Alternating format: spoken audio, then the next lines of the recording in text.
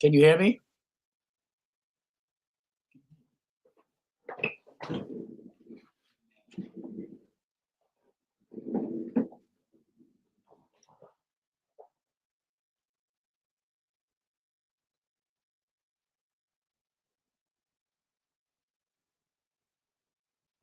I can't hear you.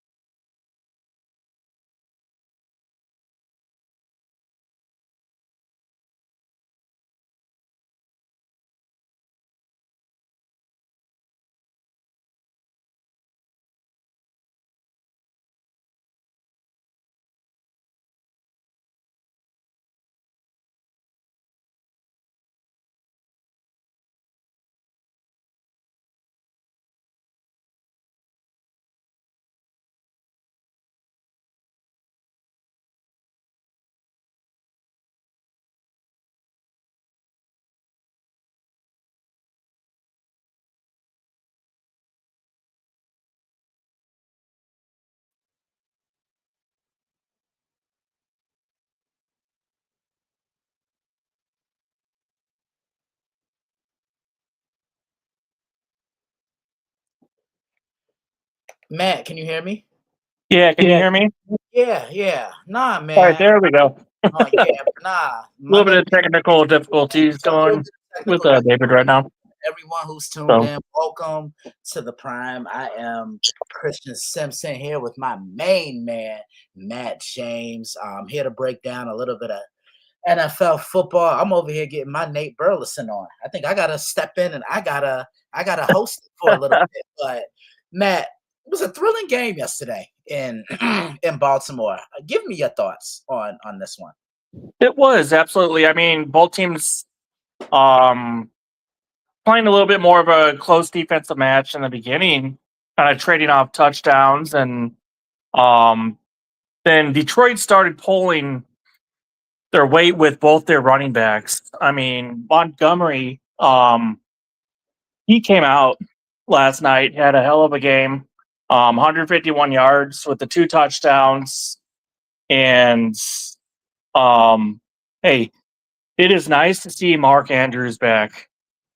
Yeah, I've been waiting for him. He was sitting on my fantasy bench last night, and I was praying he would finally come out, and he came out with the 2 touchdowns yesterday to help keep Baltimore in the game.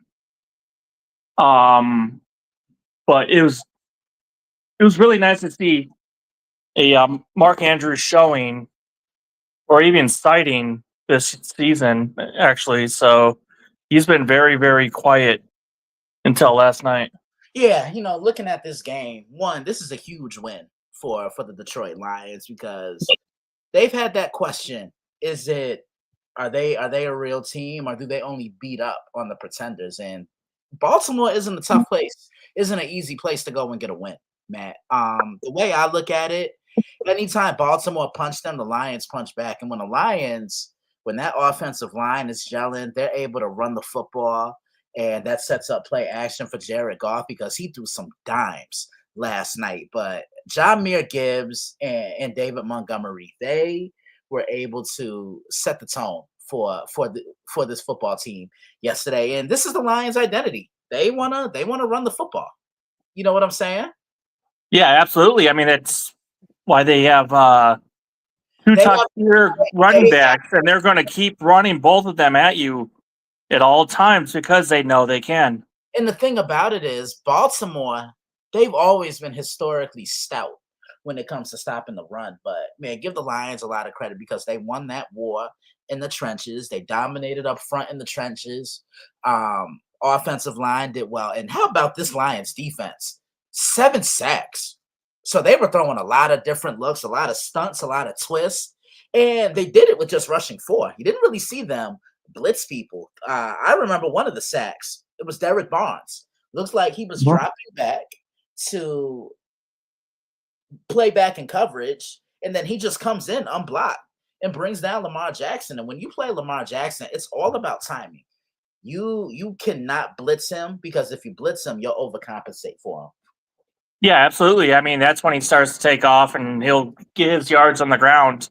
And good luck trying to catch up to him at that point. All right, I'm back. Thanks for holding down the fort there, Christian. Appreciate it, man. David, I was getting my Nate Burleson on. You were. We deserve to give you. You deserve a raise. That's for damn sure. We're paying you. You deserve a damn raise. I don't know what was going on with my audio. I just it's fixed now, so everything's good to go. Copacetic. Thank you very much for holding down the fort. Talking about Lions Ravens. So I did not get to watch this game. So what happened? So there was an earthquake here in California on Monday morning at like 3 a.m, and it must have done something to my television because I was like trying to watch TV and like I still had sound but no video, right? Well, first off, David, are you okay? Like it wasn't that bad an earthquake. It wasn't that bad. Like it was, but it was my very first earthquake, and it woke me the fuck up, man. Let me tell you, I was dead asleep, and I'm like, what the hell was that? But I'm all good. Getting the taste of life in California. Yeah, for real. But then it's crazy. So we went to Target. Me and my dad. My dad was visiting up until this afternoon, and we go to Target, and I buy a new television. I bring the damn TV back to my apartment, and what happens? What happens? What happened? My old TV starts working perfect. Like absolutely nothing was wrong with it. Like video working good, audio sounded great. I'm like, this is my mother effing life, man. I just like no football for you. Yeah, no football for me. Me and my dad were sitting down to watch the game. We could not get I could hear the game, but I could not get any video whatsoever on my TV. And like, what the hell is going on? And then I went to go buy another television, and as soon as I get back home, the TV starts working perfectly. So it's just one of those things, man. Hopefully it doesn't happen again next week. Yeah. Well, thank you very much for joining us. I don't know if Christian got into the spiel, but this is Prime Sports World. Please like, share, and subscribe if you like what we're doing here at Prime Sports World. I'm David Huffman from DailyBlitz.blog, Mr. Christian Simpson, my co-host, Mr. Matthew James.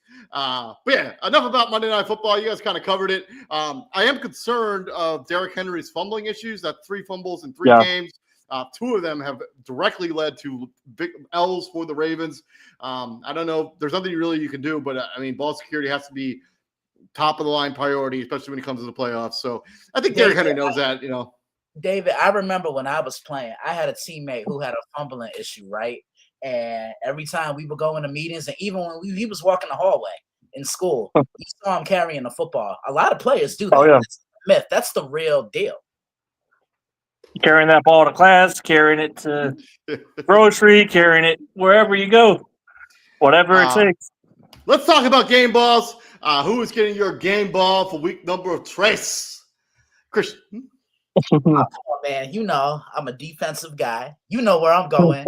Isaiah Rodgers. In all my years of watching football, I have never seen anything like that. He made an interception, took that to the house, forced 2 fumbles, recovered a fumble, returned that to the house for 67 yards, and I believe he also blocked a kick as well. Yeah, I mean, yeah. he was all over the field, and you talk about setting the tone for your defense. He did just that. I think so Isaiah Rodgers got the very first perfect score. I think 100 when it comes to, like, you know how they give out PFF grades for defending all that noise. He got the very first ever perfect score. Like, he got 100 out in that game. He was literally he was amazing in that game. However you want to shake it, Matt. I'm gonna go with Caleb Williams. I know it's a little bit of a homer, but 4 touchdowns, played a clean game, 0 sacks, 0 turnovers, and came out with the big win that they much needed after a couple of ugly weeks to start off the season. So I'm going to give it to Caleb on that one. Yeah, now shout out to Luther Burden the third as well. Got his first NFL touchdown. Yep.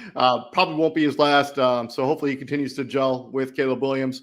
I'm going to switch to who I think, if like you were to vote for the MVP today, I think that would be who the MVP would be. I think it's Justin Herbert. He's going to get my game ball. I know he wasn't incredibly efficient in this game, 28 to 47 for 300 yards and a touchdown. But man, that touchdown he threw to Keenan Allen that ended up being the game-winning touchdown for the Chargers was an absolute rocket shot. I guess actually that one shot. Actually, the one that tied the game. There aren't that many people on the planet that could have made the throw that Justin Herbert made on that touchdown to Keenan Allen. Did you? Sorry to interrupt you, Dave. Did you ever hear what Drew Brees said about Justin Herbert? He said, not only can he fire the ball off to you, but when the ball is coming to the receiver, it's almost like it's coming to the intended receiver quicker than what it is when it's leaving his arm. That's saying something.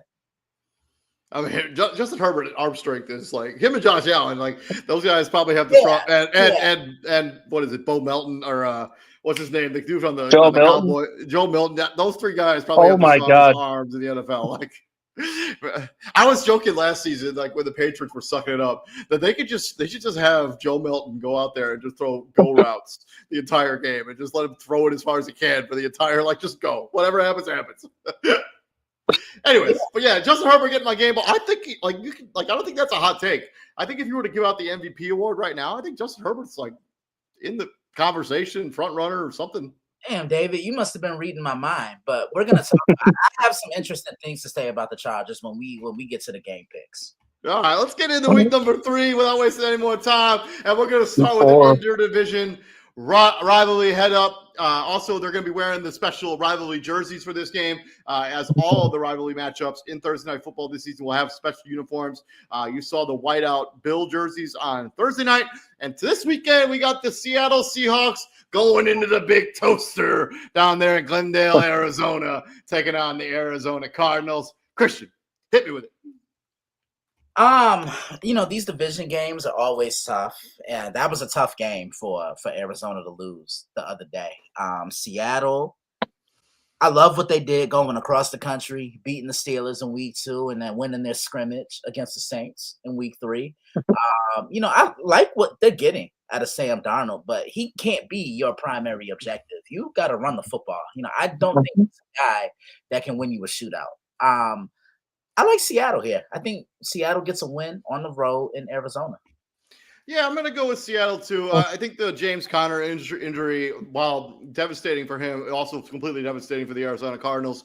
I know they have Trey Benson there, who has shown in spurts being but he's just not James Conner. James Conner was so valuable on this offense in the passing game and in the rushing game. I just don't think you can replace a guy like that. Give me Seattle, and this should be an easy win for Seattle. Even though it's a divisional matchup, I got Seattle going up early. Yeah, I mean, Seattle's always been kind of like a semi-kryptonite for the Cardinals, no matter where they play them. They've always struggled against them. I mean, as mentioned, just keep feeding Kenneth Walker the ball. Seattle should be fine in this one. I'm waiting for Arizona's offense to break out. at least in the past game, especially with James Conner out. And I don't think it's going to be this week on a short notice. Give me Seattle. Moving on into Sunday morning football, very early Sunday morning football.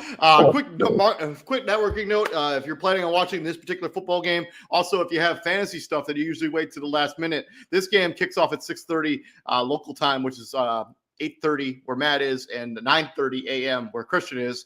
But yeah, 6:30 here in the Pacific time zone. Vikings Steelers in Dublin, Ireland. They're gonna go. That was a terrible accent, but I tried it anyways. Last time these two teams played was actually 4 years ago. Christian, do you remember who won this bout 4 years ago? December 9th, 2021, Steelers, Vikings. That was Thursday Night Football. And I think Minnesota won because I remember Chase Claypool making a boneheaded mistake that took time off the clock for the Steelers. I think you're right because this game ended 36-28. Starting quarterbacks for these football teams, Ben freaking Roethlisberger, who threw for 308 yards and 3 tutties and still lost, and Kirk Cousins on the Vikings side, who was 14 of 31, 2 touchdowns and 2 picks, but he did have a 62-yard touchdown in this game. Yeah, Christian. So these two teams all time, 10 victories for the Pittsburgh Steelers, 9 victories for the Minnesota. Actually, the other way around. Minnesota has 10 victories. Steelers have 9.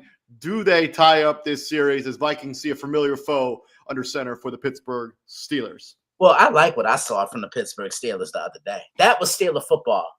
Putting Aaron Rodgers under center, trying to run the football, and this was the game they needed to get their defense right. But now, can that transfer over into the following week? Can they be consistent? I think that's the $1 million question right there. And then you look at Minnesota under Brian Flores. They always have one of the best defenses in the league because you just never know what it is he's going to throw at you. I'm going to take Minnesota because of the defense. This is really a coin flip of a game, if you ask me, but I like Minnesota. Matt James. I'm going to take Pittsburgh in this one.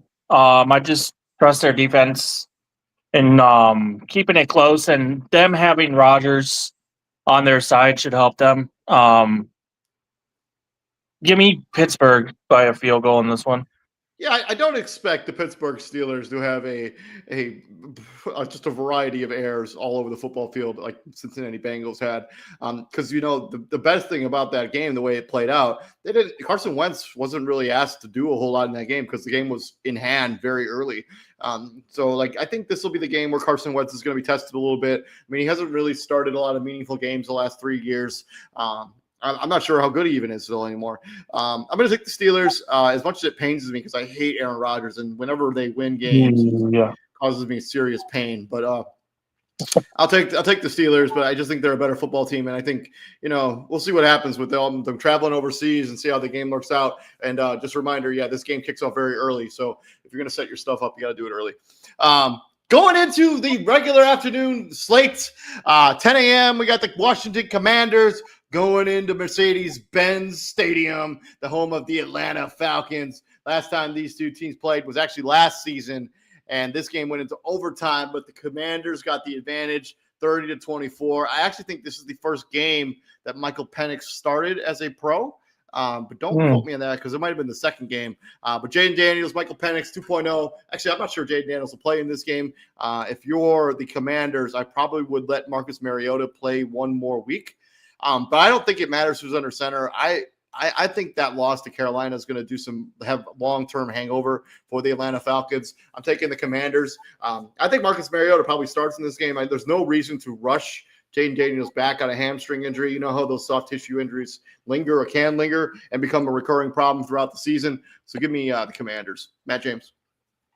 I'm going to go with the Commanders too. I just think they're more well-equipped surrounds and playing better football than Atlanta has. I mean, Atlanta's kind of a mess again. I mean, they're always off and on, been that way the last few years, and right now last week's shutout is inexcusable. You know what's crazy? Like, they come off this big momentum win. Like, they beat the Minnesota Vikings, and they beat them in, like, pretty handily. Like, that defense looked stout, and their offense wasn't all that good in that game, but their defense looked really stout. And then to go up against the Carolina Panthers team that had struggled the previous 2 weeks to do really anything on offense, to give up over 30 points in that game is fireable offense. Like, it's ridiculous. You know me, I've been on that Atlanta Falcons bandwagon for a long time. This is the first season where I'm completely off of it. But I don't know how you can watch the product that the Falcons put out there on Sunday and have any confidence of going into a game with the team that was in the playoffs last year. Christian. Yeah, I like the Commanders as well, and I agree with everything you said, David. Don't rush Jaden Daniels back. Let him rest. Let him be healthy. You rather him be out now.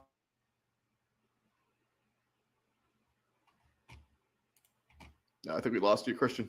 Oh, it's all good. Moving on from there, we're going to talk about Bills and Saints. These two teams heading in obviously opposite directions. The Bills at 3-0, and New Orleans Saints at 0-3. Still riding with Spencer Rattler as the starting quarterback of the New Orleans Saints, at least for now.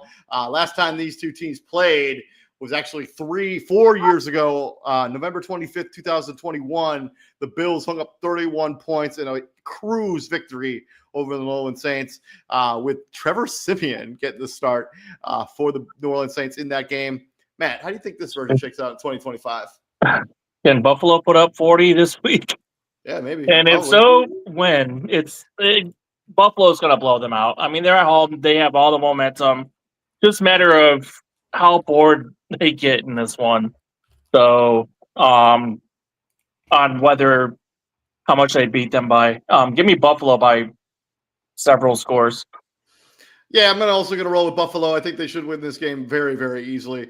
This game is in Orchard Park. Those fans are. You know how Josh Allen performs at home. I expect this to be a game where you could probably stop watching at halftime. Christian, you back with us? Yeah, can you hear me? Oh, yeah. There we are. Yeah, I'm with you guys. I like Buffalo. The Saints just aren't. They're not a good football team at this point, and yeah, Buffalo should win this with flying colors. Moving on from there, we got another NFC North team trying to take down the Cleveland Browns after the last time they played an NFC North team. Cost me my last damn Survivor pick of the year, Green Bay. Lions coming off that impressive victory also against the AFC North in the Baltimore Ravens. And the Browns obviously coming up upsetting the Green Bay Packers. Man, that's the last time I will ever put money on faith. Like, just unbelievable. Last time these two teams played was also 4 years ago. Christian, do you remember who won this game 4 years ago? I want to say the Browns won this game.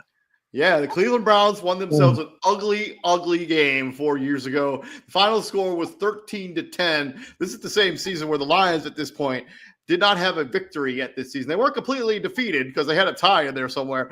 But 13-10, Cleveland Browns get the victory. Can you name who the starting quarterbacks were for either of these two football teams? Christian, Matt. So for Cleveland, wow. What year was it again? Sorry. This is 2021, 4 years 21, ago. okay. So Stafford, no. Goff was the starting quarterback for. No, it wasn't. It's my old friend, actually. Got the start for the Cleveland Browns, or for the Detroit Lions. My old friend. Tim Boyle. Tim Boyle is starting quarterback of the Detroit Lions. 15-23, 77 yards, and 2 interceptions. As is tradition. Baker Mayfield getting the start for the Cleveland Browns. 15-29 for 176 yards, 1 touchdown and 2 picks, as this was an absolute slabber knocker of a high-scoring offense. Lord. Christian, how do you think 2025 shake out? Browns, Lions. Man, David, didn't I tell you Cleveland was going to play tough? Yeah, you did. Thank you. I forgive you. You never doubt. Yeah. Blog and Christian Simpson. Yeah, what he said. I'm going to take the Lions, but they can't take Cleveland lightly. And, that was a tough win for the Lions yesterday. And unfortunately, a lot of teams take those tough, big wins, and they still celebrate it the following week. And, yeah, I want to see what the Lions do against Myles Garrett. He's the best defensive player in the league for a reason. They're gonna double him. They're gonna triple him. But yeah, I'm definitely gonna take. I'm gonna take the Lions. They always play. They always seem to play their best football at home. Yeah, I'm going to roll with the Detroit Lions. I don't have any survivor picks left, so I can't guarantee anything. But if I had a game, if I had one left, this would be it. This is my lock of the week. Lions should win this game. But Cleveland Browns, who knows, man? I mean, I was sort of making fun at the game I was just talking about, 13-10. But if whoever gets the 13 points might win this game, like because the Cleveland Browns play really stout defense. We saw that against Green Bay, and it only took 13 points for them to beat what was on paper at the time a very high potent offense in the Green Bay Packers. But I'll take Detroit. They should win this game easily. I mean, I know this game is in Ford Field. This should be a game that the Lions win. Matt. Yeah, I mean, absolutely. I mean, Cleveland, they want that ugly style, low scoring game, but Detroit, I'm seeing is getting their footing on offense again. I mean, life after Ben Johnson, but I mean, they got everybody else on the offense rolling. Yeah, I'm going to take Detroit in this one. And then 21 years after these two teams locked up in the Super Bowl, and one of the most entertaining Super Bowls you'll ever watch, where Adam Vinatieri hits the game-winning kick to send Jake Delhomme, Steve Smith, Mush Muhammad, and Deshaun Foster, I think, was the running back for that Carolina Panthers team in 2004. These two teams will once again lock horns in a regular season game in 2025. I'm talking about the Panthers. I'm talking about the Patriots. Last time these two teams played was 4 years ago, and the Patriots got the better of the Panthers. You guys name who the starting quarterbacks were for these two teams in 4 years ago? Matt? Yeah, Bailey Zappi had to be one of them. No, Bailey Zappi was not one of them. Mac Jones. Mac Jones was the starting quarterback of the New England Patriots. This is when people thought he still had potential with 12 of 18 for 139 yards, a touchdown, and a pick. I think the Panthers quarterback is much more difficult to guess. I don't remember. Sam Darnold was the starting quarterback of the Carolina Panthers 4 years ago. He went 16 of 33 for 172 yards and 3 interceptions. And you know who took carries for this Carolina Panthers team? Christian McCaffrey, DJ Moore, Amir Abdullah, all gone. So, yeah. Matt, how do you think 2025 shakes out? Panthers just got a huge victory. The Patriots ended up coming up short against the Dolphins. I don't remember who they played last week. So Patriots was Pittsburgh. Steelers? Yeah, Steelers. Yeah, they come up just short in that game last weekend. Yeah, I mean, I see a lot of fight with this New England team. I mean, obviously they're a couple years off probably being a true like playoff contender. And Carolina coming off that huge victory. Hubbard still needs to score a touchdown. Yeah, my fantasy team would agree with you. Yeah, I know. I just saw that. I'm like, what the hell? He hasn't scored yet. I'm going to take New England at home in another close couple scores, first to 20 match. Give me New England in another bout at Foxborough. Yeah, I'm also going to take the New England Patriots. I know the Panthers, they got a much, much, much needed victory. I mean, I think we could have had some real conversation about this Panther franchise and Dave Canales and Bryce Young if they had dropped another game in embarrassing fashion. They kind of bought themselves some time there with that victory against Atlanta. But I think the Patriots, I mean, Keyshawn Boutte has been really nice at the wide receiver position. And the Patriots had every opportunity to win that game on Sunday. I mean, they had a fumble at the goal line by Ramondre Stevenson. I think they had 5 turnovers in that game. And then they had a couple missed kicks, I think, as well in that game. So they had every opportunity to beat the Pittsburgh Steelers. They just didn't do the little things that like securing the football. I think they'll get Trayvon Henderson more involved because Roger Stevenson, as talented as he is, he's had fumbling problems for the last couple seasons. And I think they're going to have Trayvon Henderson be more involved than he has been. You know what's crazy? So, like, they had Roger Stevenson had 2 fumbles in this game, one at the goal line. And then they put Antonio Gibson in, who immediately fumbled too. It's just like, give the ball to Trayvon Henderson. That dude is talented, and he's a difference maker on their offense. Carolina, I think there's still some work to be done there. I think you got a promising victory, but I think that's where it ends. Give me the Patriots. Christian. Yeah, I'm with you guys. I like New England. That was a tough loss. They fought, but they just ran out of gas when it mattered most last week, which was in the fourth quarter.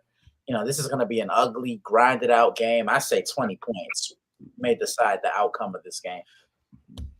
From there, swinging into MetLife Stadium in New Jersey, where the Los Angeles Chargers will greet the New York Football Giants, and Jackson Dart getting the first start for him for the New York Giants. Just real quick before we get into the game, what do you guys think about the decision to start Jackson Dart now?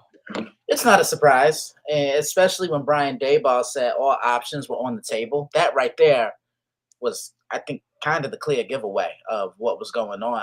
The Giants need a spark right now, plain and simple. This reminds me so much of when Kurt Warner was the Giants quarterback, and they benched him for Eli Manning, and the rest is history.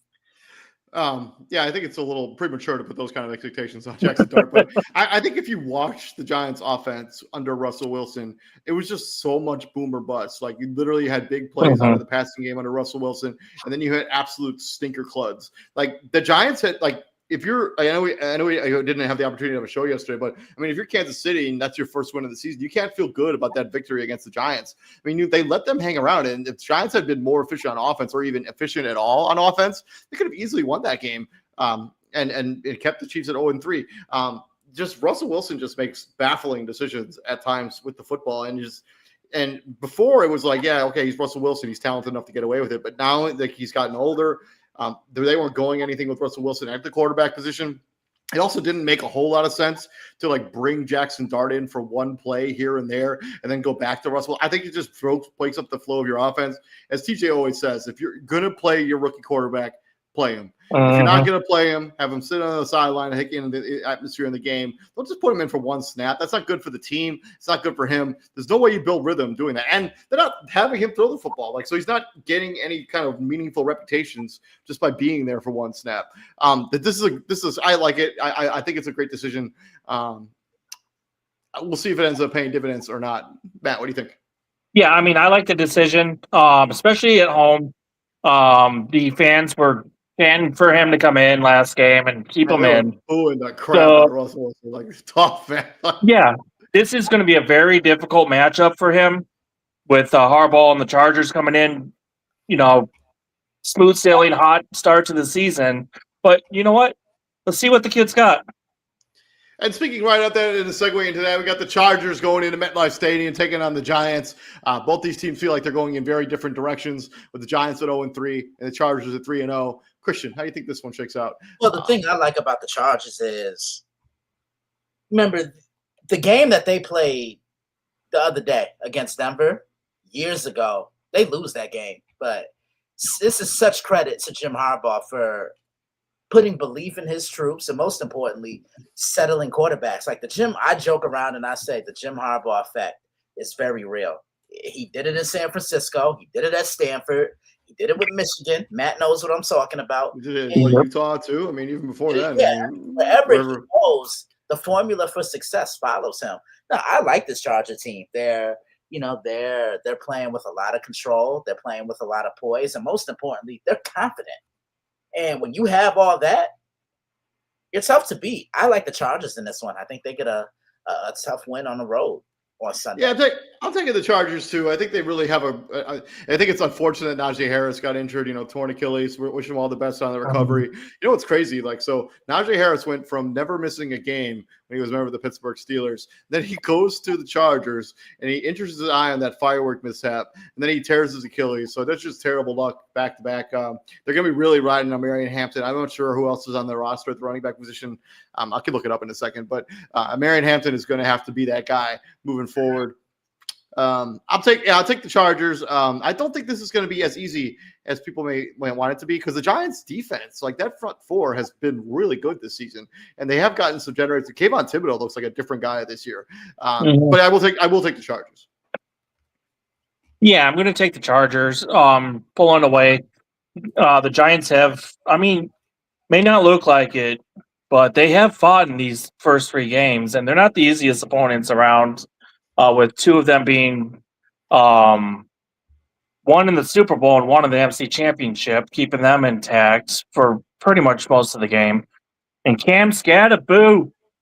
I've been wanting to say that the whole time there. He's going to work just like he did coming out of ASU.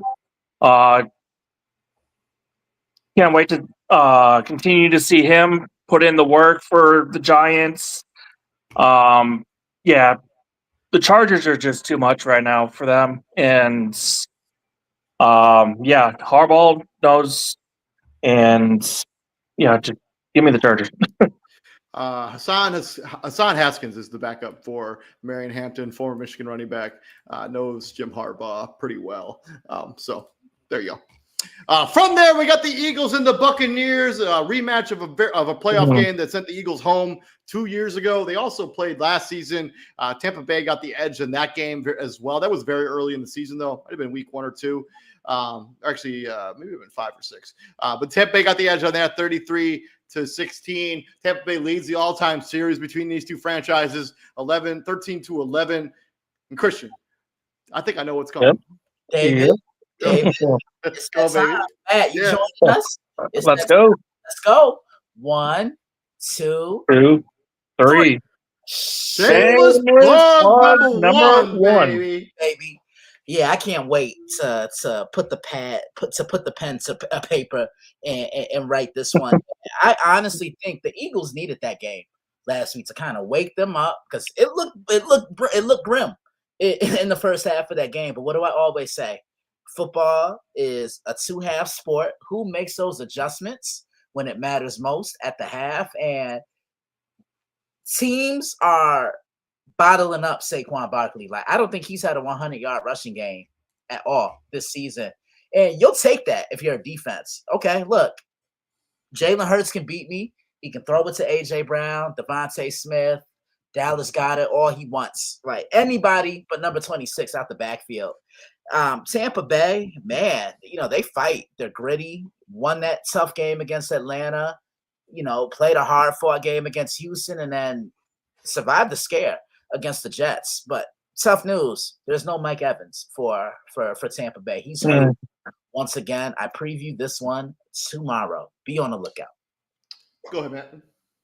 Yeah, I've been talking to people with these two teams. I threw out there Tampa is right where they need to be. They're a team that can contend, and no one's really talking about them. I know they've, pulled off a few close victories. We're going to see who they truly are this week and against Philadelphia. And I mean, Philly's Philly, so defending champs, 3-0, doing their thing. I'm going to take Tampa in a late one. And watch Chris Godwin get more into action with Evans out. I know Ibuka's been doing work with Baker Mayfield. I'm going to take Tampa on the ship. I don't expect Chris Godwin to play in this game. Yeah, I don't think he's out too. I think, he's not on IR, but I would be legitimately shocked if he plays in this game. Never mind. I think the guy that you're thinking about that needs to step up in this is Sterling Shepard, former New York Giant, because he has all the talent in the world. He's coming off an injury. I know he's getting kind of back into. Yeah, I thought Godwin was that. My bad. And then Kate Otten, they kind of need more development now. But I think the Mike Evans injury is going to be too much for the Buccaneers to overcome. I'm going to take the Eagles, but I think this should be like one of those more entertaining games. And for being frank, they should be flexing this to Monday night because I could care less about either of the Monday night games. Sadly, they don't start flexing games until after week 5. I know. I tell TJ that all the time, but he just doesn't listen. But I'm taking the Eagles. Super Bowl chance continue to roll. I think the injuries are going to be too much for the Tampa Buccaneers. From there, we got an interdivisional rivalry. We got the Tennessee Titans going up against the Houston Texans.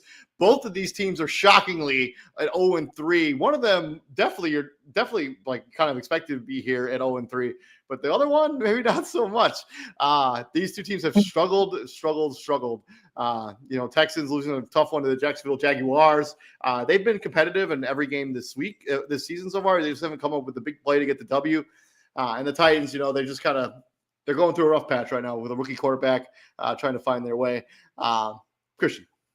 Yeah, the thing that's disappointing about the Texans is their defense is keeping them in every game. It's the offense, David. Yeah, It's yeah, really struggling to make anything happen because look, they gave up 14 points to the Rams. They give up only 20 to Tampa Bay. And then they give up what, 17 to Jacksonville? yeah. You're supposed to come away with the win. At least At one of least those. Like one of those 2 games. you think you win out by accident? You know.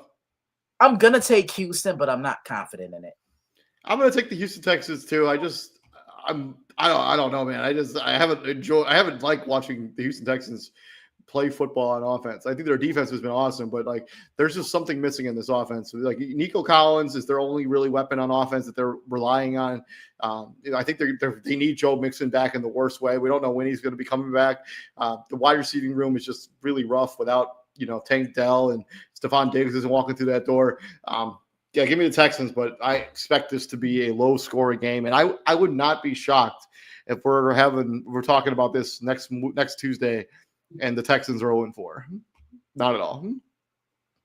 Give me Houston at home.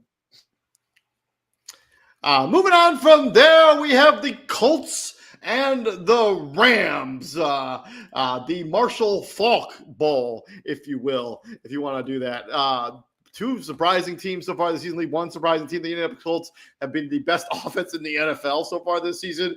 Who would have thought, Christian, you get Danny Dobbs out of New York, you relieve him of that Giants uniform, and he immediately turns into Josh Allen. That's got to sting a little bit, right? No, I mean, look, I'm happy for him. And remember what I said to you guys a couple weeks ago when we were doing a preview show. Either you can handle the spotlight that is New York City, or you can't. And I just think he couldn't.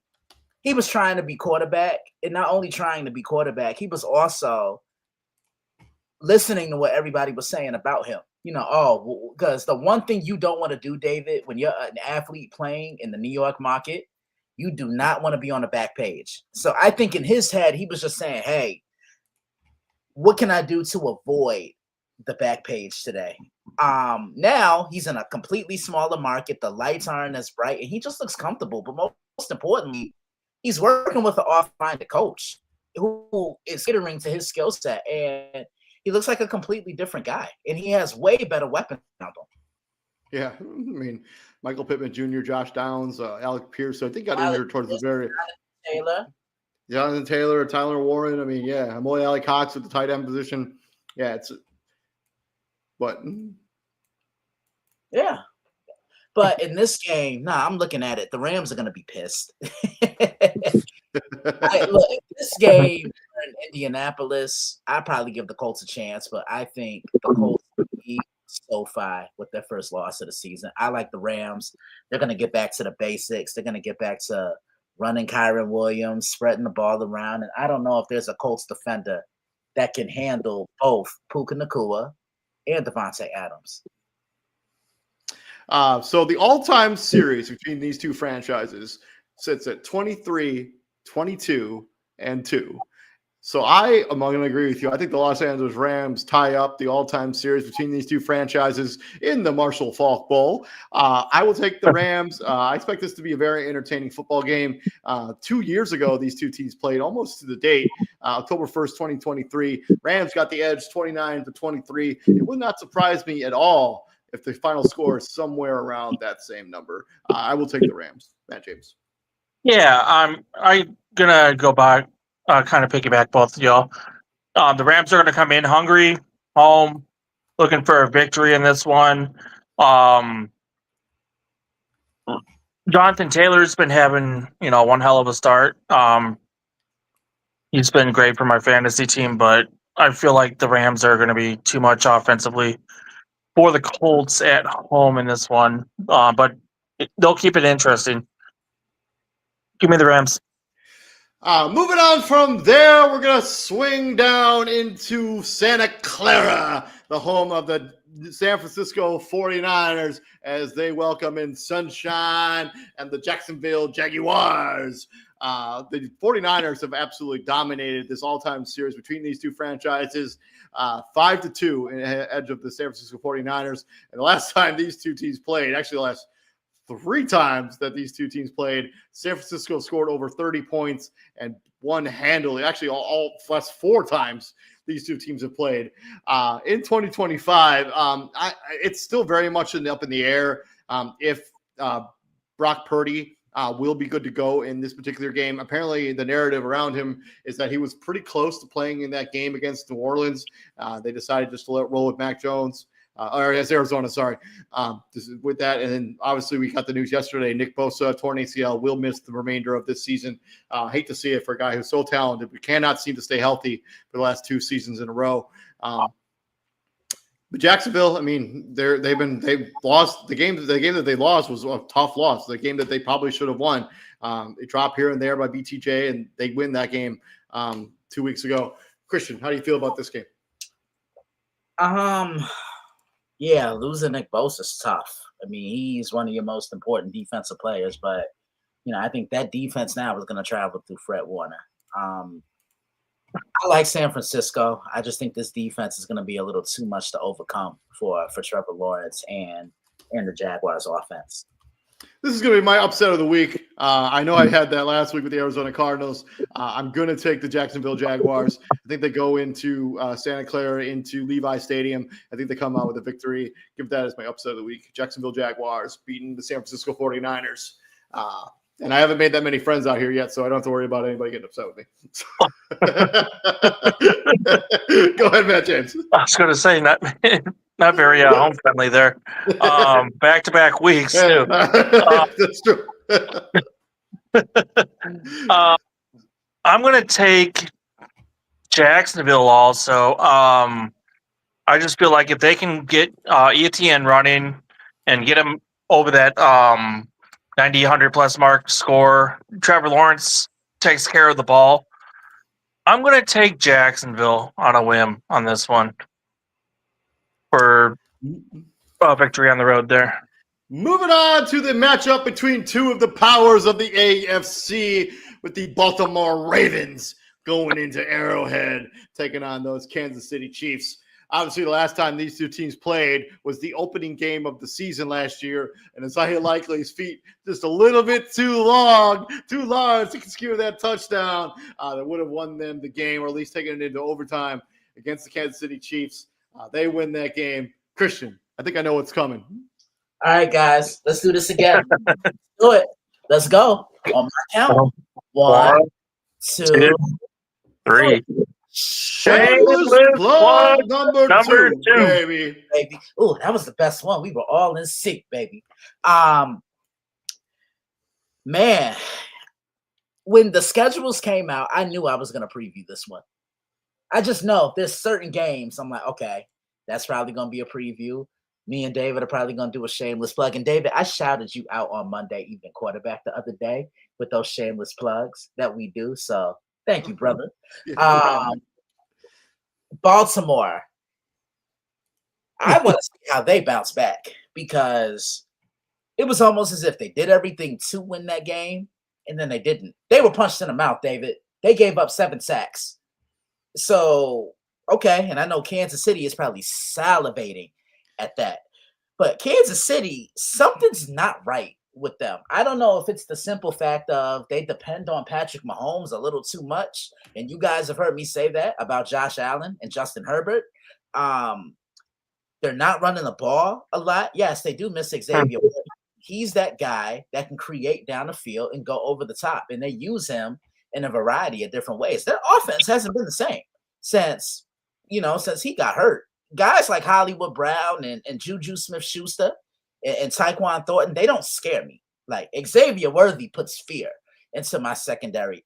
I cannot wait to preview this one. Got a nice little title to come with it too. Be on the lookout for it on Friday. Matt, I'm going to take Baltimore in this one. I just feel like they're going to come out hungry in this one. Derrick Henry's going to have a big game. On the road against Kansas City to bounce back from his yet another blunder to lose another game for them. Give me Baltimore. Kansas City just doesn't feel like they, just like Christian said, who they've been in the past. And Baltimore's still Baltimore. Yeah, everything you say is true, but that man, Patrick Mahomes, still shoot us for the Kansas City Chiefs. I'm going to take the Chiefs. It just feels like they have the Ravens number. Like whenever these two teams play, the Kansas City Chiefs seem to win. Whether it be regular season or in the playoffs, whenever these two teams seem to block up, advantage ends up going to the Kansas City Chiefs. In fact, I guess the Ravens won this one matchup when they played 3 years ago, but the last two matchups, one in the playoffs, one in the regular season, have both gone to Kansas City. I think that'll be the case here again in 2025. I'm going to go with the Chiefs, and that might be a mini upset, but I don't know. To the final game of the Sunday afternoon docket, we got our Chicago Bears, fresh up getting their first win of the season this weekend up against the Dallas Cowboys, going into the Death Star and taking on the Las Vegas Raiders, who are fresh coming off getting absolutely dismantled at the hands of the Washington Commanders. Christian, I'm just going to give you the floor because I think I know what me and Matt James are going to say.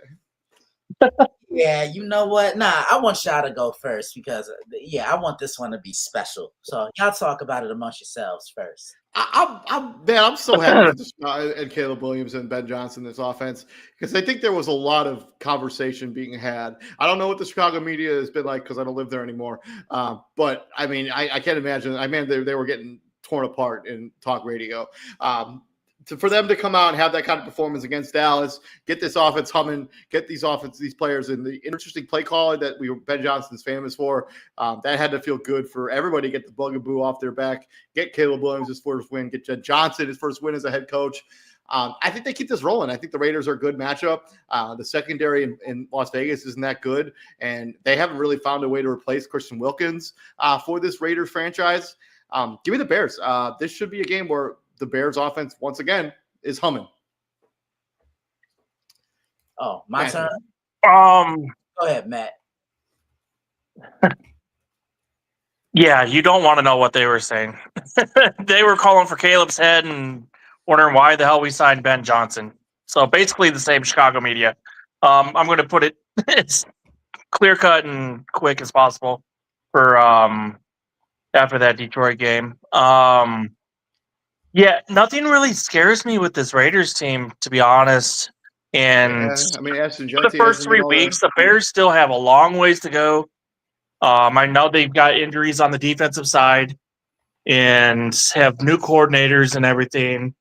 And I would, for the love of God, please start getting a run game going.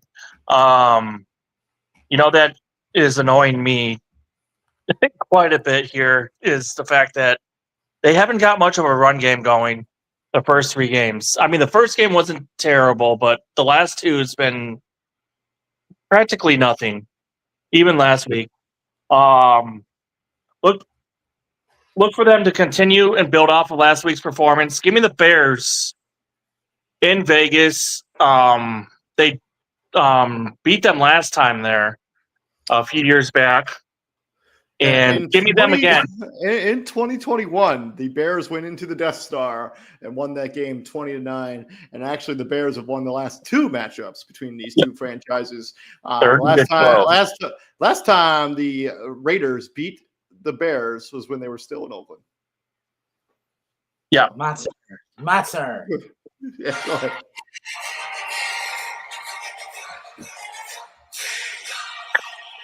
Chicago Bears make every play clear the way to victory. Go ahead. That's right, baby. Moving on to Sunday Night Football, and we got the Micah Parsons Bowl with the Green Bay Packers going into Jerry World, and I'm sure we're going to see a lot of Jerry Jones on the TV when these two teams play, going into Jerry World, taking on the Dallas Cowboys. Christian, is it coming? David, Matt, let's go, baby. Let's knock this out. Go. I need you. Let's go. Let's get it. 1, 2, 3. Shameless plug number 3, baby. Look, last week on this show, I told my brother, David On Point, And I still love you, man. But this is just family letting you know sometimes what you don't know. I told you Cleveland could play them tough, and look at what happened. I think Green Bay was overlooking Cleveland because they were looking ahead to this game. And Matt James can attest to what I'm saying. You can't overlook teams. Plain and simple. Don't I say this on College Football Showdown all the time, Matt? Yeah, 100%. You cannot overlook any team You can't. at any level. That's exactly what Green Bay did, and Dallas is just absolutely atrocious. They made the Bears look like the '85 Bears on Sunday. I mean, oh my God, like. And I don't think the '85 Bears would have given up 14 points, but see, okay. I even said to David and TJ last week, if there were a game for the Bears to get right offensively, it was against these Cowboys because they don't have the pass rush and they don't have a secondary that can cover. So this defense is just completely out of sync right now. I preview this one on Thursday. Be on the lookout. Just for fun, because I do enjoy fun here at Prime Sports World. Can you name the last time the Dallas Cowboys beat the Green Bay Packers at home? Oh God, man! Bill still in office. No, he wasn't, but his predecessor was. So George Bush. Yeah. Can you name the last time Dallas Cowboys beat the Green Bay Packers in Dallas? 2007. 2000. Did you guys look it up? No, I just knew it off the top of my head. Well, the second you said the Bush admin, you got 8 years to pick. I guess 2007 is the last time the Dallas Cowboys beat the Green Bay Packers at home. In the defense of the Dallas Cowboys, they haven't played that many times in Dallas since then. They played in 2013, which was a victory for the Packers, and then they played in 2017. Rodgers? What? Romo versus Rodgers? Probably in 2013, yeah, I imagine. And then 2017, they actually played twice in Dallas, and both times Packers won that game. And then obviously the most recent game was when the Dallas Cowboys laid an egg in that home game against the Green Bay Packers in Jordan Love's first playoff game in the divisional, or I guess it was a wild card technically. I mean, the Dallas Cowboys are a mess right now. I don't know what the status is of CeeDee Lamb. I guess I'm going to look that up real quick. With that being said, I think, all the hoopla and hype that were around the Green Bay Packers, people had them in their top 3 in the power rankings, if you subscribe to such a thing. Maybe that conversation got to their head a little bit. I think the Packers are going to bounce back in a big way. I think that offense gets clicking against this bad Cowboy defense. I mean, they made Caleb Williams look like Josh Allen out there. Made him look like a number 1 pick. Yeah, give me the Packers. CeeDee Lamb's out 3 to 4 weeks. Oh, that's tough. That's not the news I wanted to hear. I'm going to say not the Cowboys. Okay. Love it. Moving on to Monday Night Football, and we got 2 barn burners of a matchup featuring the 0-3 New York Jets going into Miami, into South Beach, taking on those 0-3 Dolphins. With both head coaches, not Aaron Lewis, or Aaron Glenn. His job is probably fine for a little bit. I'm not sure who the starting quarterback is going to be for the New York Jets. I imagine Justin Fields will get through the concussion protocol by this point. Dolphins kind of a mess right now. Christian, I'm taking the Jets. I just don't like what I'm seeing from Miami, and you can definitely bet something that Tua's going to throw an interception. And look, the Jets could easily have 2 wins. They play hard against the Steelers. They play really hard against Tampa Bay. Yeah, this is the day where Aaron Glenn gets his first win as the head coach of the New York Jets. Man, that play that Will McDonald III made on that block, like he jumped the line, blocked the kick, got it, ran it in for a touchdown. And I watched. I don't get like as many channels here because my antenna's not as good here in San Francisco. So I have to watch a lot of the stuff on Red Zone because it's the kind of the free thing I have. Like they I thought that game was like just over. Like I thought the Buccaneers were up by so much that game was not competitive anymore.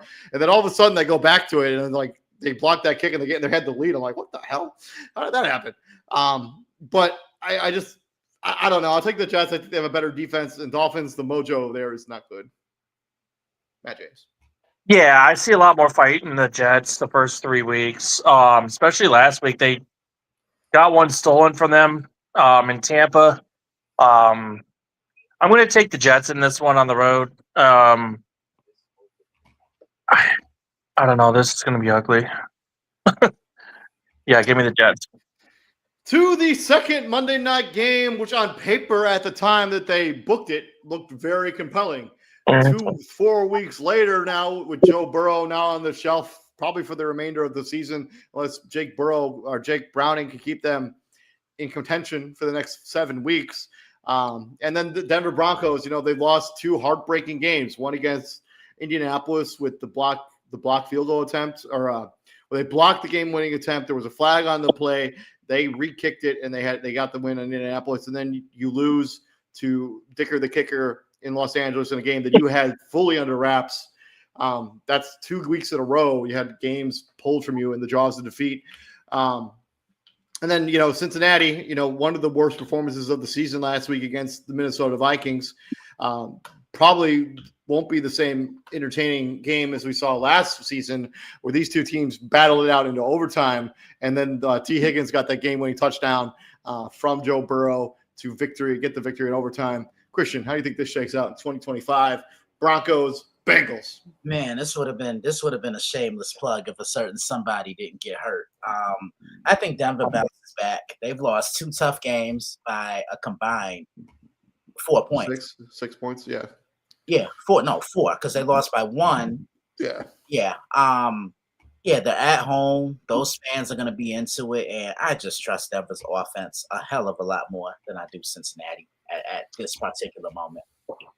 I don't know how anybody can watch Cincinnati's offense last weekend and think that we shouldn't do something at the quarterback position and make some sort of change, because there are quarterbacks available that maybe you can trade for. I don't think trading for Kirk Cousins would be the worst thing ever, especially since you only have to deal with him for 1 season that he can get out of his deal. I would have made some sort of decision. I wouldn't be continuing to roll with Jake Browning. I just don't think he's an NFL starting quarterback. I think in spurts he can be serviceable. He's a good backup. He's a good guy who comes in and gets you the victory if you need him to. But I think we've seen over the course of his career, he's just not a starting caliber NFL quarterback. Give me the Denver Broncos. Yeah, I think the defense bounces back in a big way, and this game's in Mile High. Give me Denver. Matt James. Yeah, I'm going to look for Denver's offense to kind of up and try to explode in this one. With Cincinnati's defense, coming into the season was the problem, and they're showing that they're actually pretty bad. So going to Mile High, give me Denver and watch for their offense to put up 30+ in this one. Yeah. But yeah, thank you very much for joining us. Oh, I hate when I do stuff like that. Hold on a second. I updated all the graphics with this one. All right. Thank you very much for joining us here for week number 3, Monday Night Football recap. And then we gave you our preview for week number 4. Thank you very much for joining us. Please like, share, and subscribe to the podcast if you like what we're doing here at Prime Sports World. I'm, of course, your host, David On Point Huffman. I'm, of course, joined by the Daily Blitz.blog, Mr. Christian Simpson, and from Prime Sports World, Mr. Matthew James. Gentlemen, what do we do here at the Prime, my friends? We the hate, baby. Yes, sir. And you keep a lookout for those fantasy football show. A lot of big-time injuries in fantasy or in the NFL last week. So you need help getting your lineup set up. Keep an eye out for Fantasy Football Weekly. That show is running tomorrow. We are going to be running that at 6 p.m. Pacific Standard Time. That's 8 p.m. Central Standard Time, and it's 9 p.m. Eastern Standard Time. So keep an eye out for all that stuff. If you have any questions about fantasy, please drop that down in the comment section. We love comments and questions. We'll be back here next week, Christian. You'll be back here. Both of you will be back on Friday for College Football Showdown. As getting into the nitty gritty of the college football season for sure. Yeah, we really are. Guys, I was looking when I was making my schedule for everything I had to preview this week. Preview has such an interesting storyline. I previewed one game already, Matt. Alabama and Georgia. You know, those matchups just never disappoint. They always come down to the fourth quarter, but this time it's in Athens, and I want to see what Gunnar Stockton's going to do this time against, an Alabama team. And I think he's going to give them problems because he's mobile, and Alabama has a tough time limiting mobility. But we'll see how all that stuff shakes out. Please like, share, and subscribe to our podcast. We'll be back here next week, later this week. Y'all take care. Peace out, gentlemen. All right. Peace.